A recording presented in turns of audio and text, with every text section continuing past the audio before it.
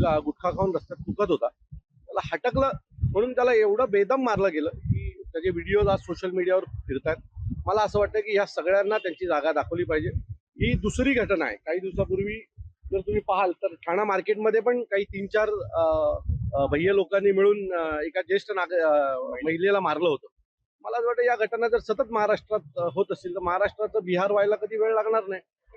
तर यांना योग्य वेळीच त्यांची जागा दाखवली पाहिजे आणि ते जागा दाखवण्याचं काम महाराष्ट्र नवनिर्माण सेना करेल. मुलगा गुटखा खाऊन रस्त्यात थुकत होता. त्याला हटकलं म्हणून त्याला एवढं बेदम मारलं गेलं की त्याचे व्हिडिओज आज सोशल मीडियावर फिरतात.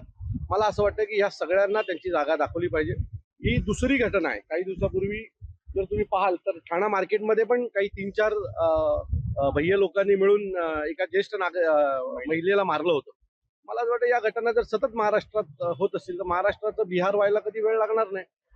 तर यांना योग्य वेळीच त्यांची जागा दाखवली पाहिजे आणि ते जागा दाखवण्याचं काम महाराष्ट्र नवनिर्माण सेना करेल.